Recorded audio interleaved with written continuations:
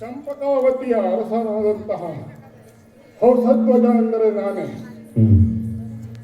ಅನಾವತ್ತವು ಪ್ರಜಾಪಾಲನೆಯಲ್ಲಿ ಧರ್ಮ ಮಾರ್ಗವನ್ನು ಅನುಸರಿಸಿಕೊಂಡು ಒಂದು ಸಾರ್ಥಕತೆಯನ್ನು ಪಡೆದುಕೊಂಡಿದ್ದೇನೆ. ಹಾಗಂತ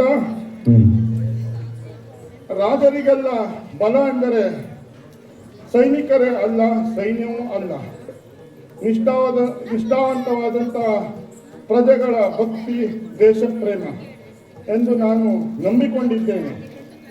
ಹಾಗೆಯೇ ಅದು ನನ್ನ ಜೀವನದಲ್ಲಿ ಸತ್ಯವೂ ಕೂಡ ಆಗಿದೆ. ಹಾಗಂತ ನಾವು ದುರ್ಬಲರಲ್ಲ, ಸಾಕಷ್ಟು ಪ್ರಭಾವಶಾಲಿಗಳಾಗಿದ್ದೇವೆ, ಪರಾಕ್ರಮಿಗಳಾಗಿದ್ದೇವೆ, ಧನವಂತರೂ ಸಹ ಆಗಿದ್ದೇವೆ. ವಿಕ್ರಮಿಗಳಾದಂತಹ 7 ಜನ ತಮ್ಮಂದಿರನ್ನ ಪಡೆದಿದ್ದೇನೆ. ಹಾಗೆಯೇ ಮಂತ್ರಿವರ್ಗದವರಾದಂತಹ 2 ಮಂತ್ರಿಗಳನ್ನು ಪಡೆದಿದ್ದೇನೆ. ಅವರು ಆಯಾ ಕಾಲಕ್ಕೆ ಅವರ ಜವಾಬ್ದಾರಿಗಳನ್ನು ಅರಿತು ಕೆಲಸವನ್ನು ನಿಭಾಯಿಸುತ್ತಿದ್ದಾರೆ. ಅದೇ ರೀತಿಯಾಗಿ ಕುಲಪುರೋಹಿತರಾದಂತಹ ಶಂಕಲಿಕಿತರು ಆಯಾ ಕಾಲಕ್ಕೆ ನಮಗೆ ಸರಿಯಾದ ಮಾರ್ಗದರ್ಶನವನ್ನು ನೀಡಿ ನಮ್ಮನ್ನು ಸದಾ ಹರಿಸುತ್ತಿದ್ದಾರೆ. ಹಾಗೆಯೇ ಸುಶೀಲೆಯಾದಂತಹ ಸುಗರ್ಭೆ ಎಂಬಂತಹ ಮಡದಿಯನ್ನು ಪಡೆದಿದ್ದೇನೆ. ವೀರಪುತ್ರ ರತ್ನಗಳಾದಂತಹ 4 ಮಕ್ಕಳನ್ನು ಹೊಂದಿದ್ದೇನೆ. ಸುರತ, ಸುಧನ್ವ, ಸುದರ್ಶನ, ಸುಮ ಎನ್ನುವಂತಹ ಪುತ್ರರನ್ನು ಹೊಂದಿದ್ದೇನೆ. ಕುಲ ಎಂಬಂತಹ ರತ್ನಮಣಿಯನ್ನು ಹೊಂದಿದ್ದೇನೆ. ಇವರನ್ನೆಲ್ಲ ಆವರಿಸಿ ನನ್ನ ಬದುಕು ಸಾರ್ಥಕತ್ಯವನ್ನು ಪಡೆದಿದೆ. ಆದರೆ ಸಾರ್ಥಕತ್ಯ ಅಂದ್ರೆ ಇದೆ ಅಂತ ಹೇಳುವಂತ ಒಂದು ಪ್ರಶ್ನೆ ಕೂಡ ನನ್ನ ಜೀವನದಲ್ಲಿ ನನಗೆ ಕಾಡ್ತಾ ಇದೆ. ಯಾಕೆ ಅಂದ್ರೆ ಸಾರ್ಥಕತೆ ಎನ್ನುವುದು ಇಹದಲ್ಲಿ ಸಾರ್ಥಕತೆ ಹೇಳುವುದು ಮನುಷ್ಯನ ಜೀವನದಲ್ಲಿ ನಾವು ಪಟ್ಟಂತ ಈ ಹಂಸಧ್ವಜನ ಜೀವನದಲ್ಲಿ ಸುಖಗಳನ್ನೆಲ್ಲ ನೋಡ್ತಾ ಹೋದ್ರೆ ಇಹ ಮತ್ತು ಪರಗಳ ಬಗ್ಗೆ ವಿಚಾರಿಸಿದಾಗ ನನ್ನ ಬದುಕು ಸಾರ್ಥಕತೆಯನ್ನ ಪಡೆದಿದೆ. ಆದರೆ ಅದಕ್ಕಿಂತಲೂ ಮಿಗಿಲಾದಂತಹ ಭಕ್ತಿ ಮಾರ್ಗವನ್ನು ಅನುಸರಿಸಿದಾಗ ಪ್ರತಿಯೊಂದು ಮನುಷ್ಯನು ಹುಟ್ಟಿದ ಗಳಿಗೆಯಿಂದ ಸಾಯುವವರೆಗೆ ಮೋಕ್ಷಕ್ಕಾಗಿ ಕಾಯ್ತಾ ಇದ್ದಾನೆ. ಮೋಕ್ಷ ಸಿಗಬೇಕು ಅಂತ ಆದ್ರೆ ಅವನು ಮಾಡಿರುವಂತ ಪುಣ್ಯ ಲೆಕ್ಕಾಚಾರಕ್ಕೆ ಬರುತ್ತದೆ. ಹಾಗೆಯೇ ಭಕ್ತಿ ಮಾರ್ಗವನ್ನು ಅನುಸರಿಸಿದಂತಹ ನಾನು ಮೋಕ್ಷಕ್ಕಾಗಿ ತಪಸ್ಸುತ್ತಿದ್ದೇನೆ. ನನ್ನ ಆರಾಧ್ಯ ದೈವವಾದಂತಹ ನಾನು ಯಾವತ್ತೂ ಸ್ಮರಿಸುವಂತ ಭಗವಾನ್ ವಿಷ್ಣುವನ್ನ ನೋಡಬೇಕು, ಆತನ ದರ್ಶನವನ್ನ ಪಡೆಯಬೇಕು ಅಂತ ಹಪಾಪಿಕೆ ನನ್ನ ಮನದಲ್ಲಿ ಯಾವತ್ತೂ ಉಂಟಾಗ್ತಾ ಇದೆ. ಅದೇ ರೀತಿಯಾಗಿ ಈಗಿನ ಪ್ರಸ್ತುತ ಕಾಲದಲ್ಲಿ ಭಗವಾನ್ ಶ್ರೀಕೃಷ್ಣನು ವಸುದೇವ ದೇವಕಿಯರ ಕಂದನಾಗಿ ಜನಿಸಿದ್ದಾನೆ ಎಂಬಂತ ವಾರ್ತೆಯನ್ನು ಕೇಳಿದ್ದೇನೆ. ಈಗ ನನ್ನ ಜೀವನದ ಮುಖ್ಯ ಗುರಿ ಅಂದರೆ ಶ್ರೀಕೃಷ್ಣ ದರ್ಶನವನ್ನ ಪಡೆದು ನನ್ನದೆಲ್ಲವನ್ನ ಆತನ ಚರಣಗಳಿಗೆ ಅರ್ಪಿಸಿ ನನ್ನ ಜೀವನವನ್ನ ಮೋಕ್ಷದ ಉಪಾಧಿಗೆ ಕರೆದೊಯ್ಯುವ ಭಗವಂತ ಎನ್ನುವಂತಹ ರೀತಿಯಲ್ಲಿ ನಾನು ವಿಚಾರಬದ್ಧವಾಗಿ ಇದ್ದೇನೆ. ಈಗ ತಾನೇ ಚಾರರಿಂದ ಬಂದಂತಹ ಸುದ್ದಿ ಒಂದು ಲೇಖನವೊಂದು ಬಂದಿದೆ. ಲೇಖನದಲ್ಲಿ ಪಾಂಡವರು ಪೂಜಿಸಿದಂತಹ ಅಶ್ವ ನಮ್ಮ ಪುರವನ್ನು ಪ್ರವೇಶ ಮಾಡಿದೆ ಎಂಬಂತ ವಿಷಯ ಗೊತ್ತಾಗಿದೆ. ಅದೇ ರೀತಿಯಾಗಿ ಅಶ್ವದ ಬೆಂಗಾವಲಿಗೆ ಪಾರ್ಥ ಬಂದಿದ್ದಾನೆ ಎಂಬಂತ ವಿಷಯವನ್ನು ಕೇಳ್ಪಟ್ಟಿದ್ದೇನೆ. ಹಾಗಾಗಿ ಈ ವಿಷಯ ನಮ್ಮ ಪಾಲಿಗೆ ಒಂದು ಸಂತಸದ ಸುದ್ದಿಯೇ ಆಗಿದೆ. ಈ ವಿಷಯವನ್ನ ಸಭೆಯಲ್ಲಿದ್ದ ಎಲ್ಲವರಿಗೂ ವಿವರಿಸಬೇಕಾದಂತಹ ಹೊರಹೋಗಬೇಕಾದಂತಹ ಅವಶ್ಯಕತೆ ಬಂದೊದಗಿದೆ. ಹಾಗಾಗಿ ಯಾರಲ್ಲಿ ಮಂತ್ರಿಗಳನ್ನು ಬರಹೇಳಿ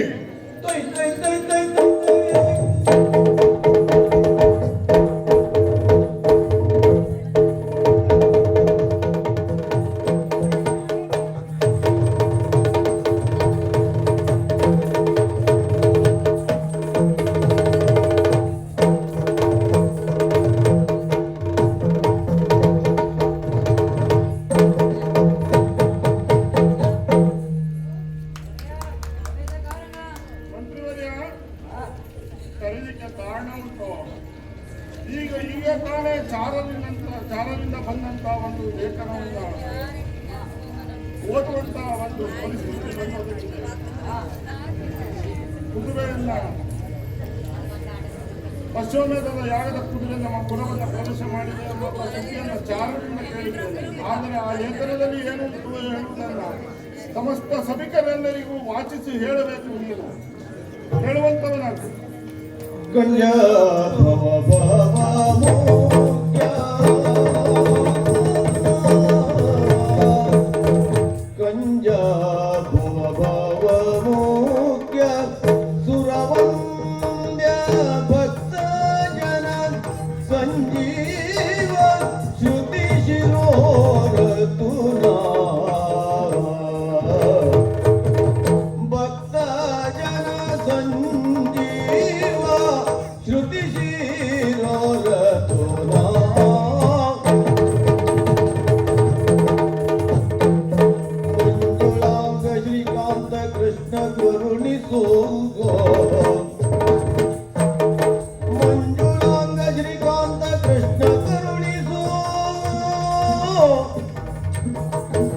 ವಜ್ರ ಪಂಜರಾಂಚಿತ ಪಾಪರಹಿತ ವಜ್ರ ಪಂಜರಾಂಚಿತ ಪಾಪರಹಿತ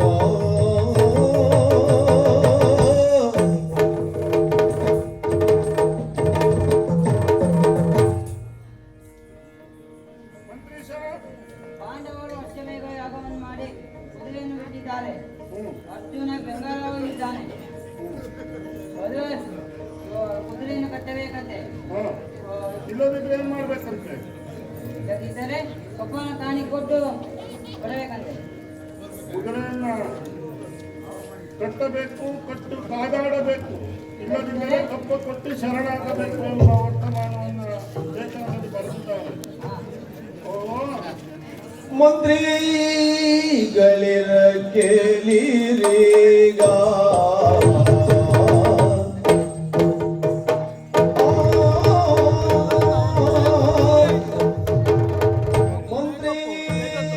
ಮಂತ್ರಿಗಳಿರ ಕೇಳಿರೀಗ ಶ್ರೀಕಾಂತನ ಕಾಣುವ ಯೋಗ ಕೊಂಚಿಗ ಶ್ರೀಕಾಂತನ ಕಾಣುವ ಯೋಗ ಕೊಂಚಿಗೋ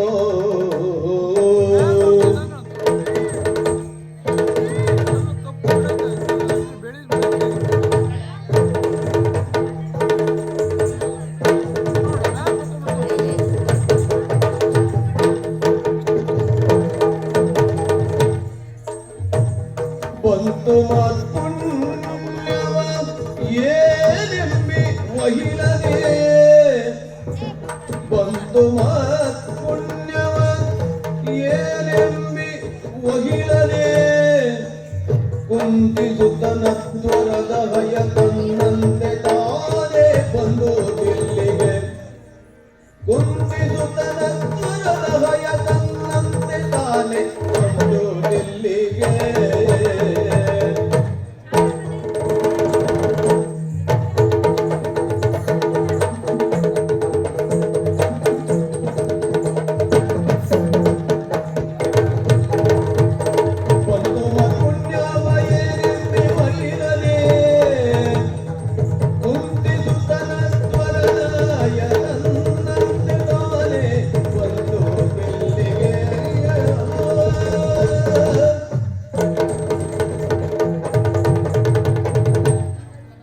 ಮಂತ್ರಿಗಳೇ, ಈ ಬಂದಂತಹ ಒಂದು ಸುದ್ದಿ ನಮ್ಮ ಪಾಲಿಗೆ ಸಂತಸವನ್ನ ತಂದಿದೆ.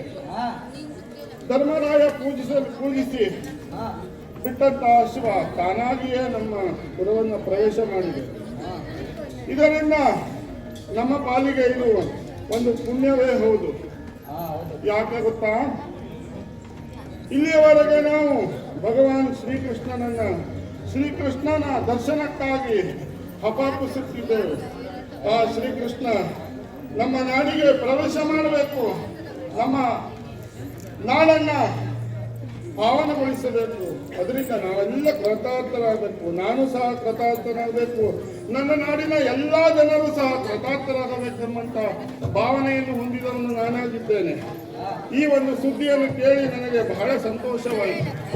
ಯಾಕೆಂದರೆ ಈ ಬಂದಂತಹ ಹರಿ ಮೇಲಿರುವಂತಹ ಹರಿಯನ್ನ ಕರೆಸಿಕೊಳ್ಳಲು ಒಂದು ದಾರಿಯೋಪಾದಿಯಲ್ಲಿ ನನಗೆ ಭಾಸವಾಗ್ತಾ ಇದೆ.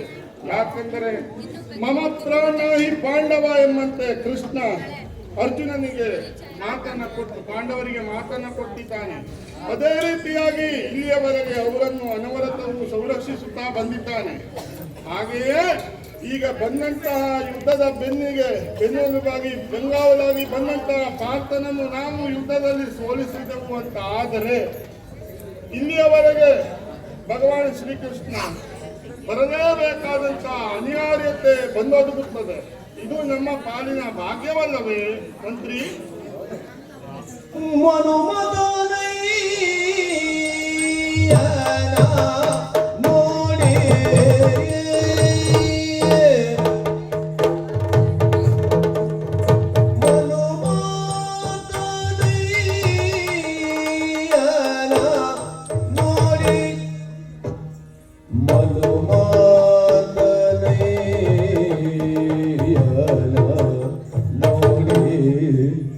ನೋಡಿ ತನು ಮನ ಸಮರ್ಪಣೆ ಮಾಡಿ ತನು ಮನ ಸಮರ್ಪಣೆ ಮಾಡಿ ಜನುಮ ಸಾರ್ಥಕಗೈದು ಜನನ ಮೃತ್ಯುವ ಗೆಲ್ಲೋ ಜನುಮ ಸಾರ್ಥಕಗೈದು ಜನನ ಮೃತ್ಯುವಾಗಿರು ಅನುಪಮನ ಚಿಕ್ಕನ ಕೈವಲ್ಯವ ಅನುಕರಿಸುತ್ತೀ ಕ್ಷಣದಿ ಪಡೆವೆ ಅನುಪಮನ ಚಿಕ್ಕನ ಕೈವಲ್ಯವ ಅನುಕರಿಸುತ್ತೀ ಕ್ಷಣದಿ ಪಡೆವೆ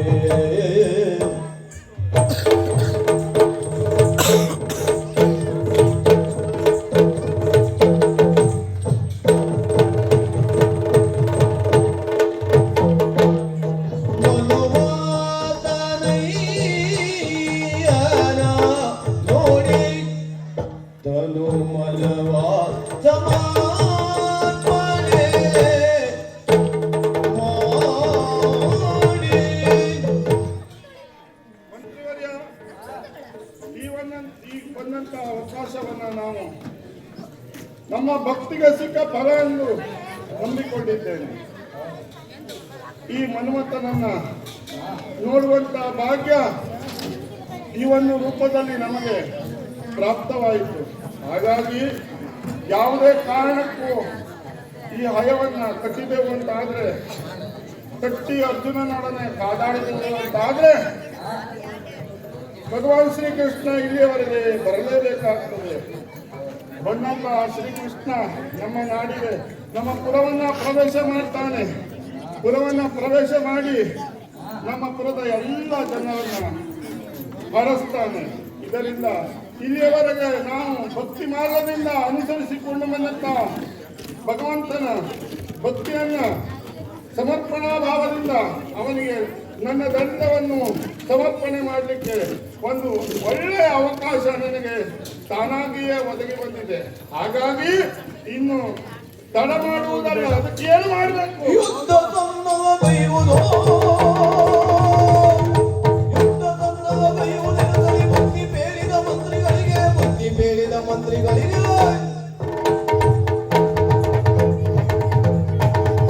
ಪ್ರಸಿದ್ಧ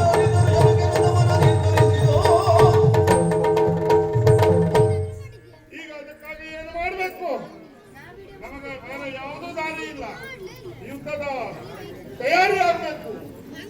ಎಲ್ಲೆಡೆಯಲ್ಲಿ ನಮ್ಮ ಪ್ರಜಾವರ್ಗದವರು ಯಾರ್ಯಾರಿದ್ದಾರೋ, ಸೈನಿಕರು ಯಾರ್ಯಾರಿದ್ದಾರೋ, ಯಾವ್ಯಾವ ಸೈನ್ಯವಿದೆಯೋ ಎಲ್ಲವೂ ಅತಿ ಶೀಘ್ರವಾಗಿ ಬರಬೇಕು.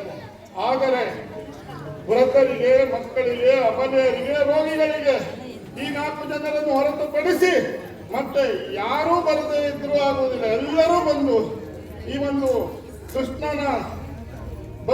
ಕೃಷ್ಣನಿಗೆ ಭಕ್ತಿಯನ್ನ ಸಮರ್ಪಣೆ ಮಾಡುವುದಕ್ಕಾಗಿ ಎಲ್ಲರೂ ಬರಲೇಬೇಕು. ಹಾಗಾಗಿ ಮತ್ತೆ ಕೇಳುವುದು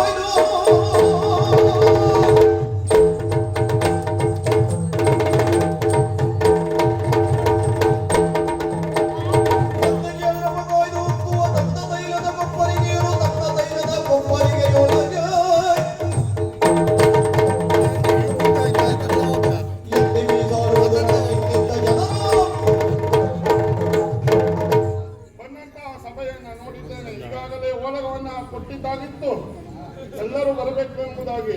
ಆದ್ರೆ ಇಲ್ಲಿ ಯಾರು ಬರಲಿಲ್ಲ. ನನ್ನ ಮಗನಾದಂತ ಸುಧನ್ವ ಬರಲಿಲ್ಲ. ಹಾಗಾಗಿ ಬರದಿದ್ದವರಿಗೆ ಏನು ಶಿಕ್ಷೆ? ಕೊತ ಕುದಿಯುವಂತಹ ತೈಲ ಕಟಾಗಲಿ ಅವನನ್ನ ಬಿಸಾಡಿ. ಹಾಗೆಯೇ ಈ ಸುಧನ್ವ ಯಾಕೆ ಬರಲಿಲ್ಲ ಹೇಳುವುದನ್ನ ನಾನೇ ಖುದ್ದಾಗಿ ಹೋಗಿ ವಿಚಾರಿಸ್ತೇನೆ.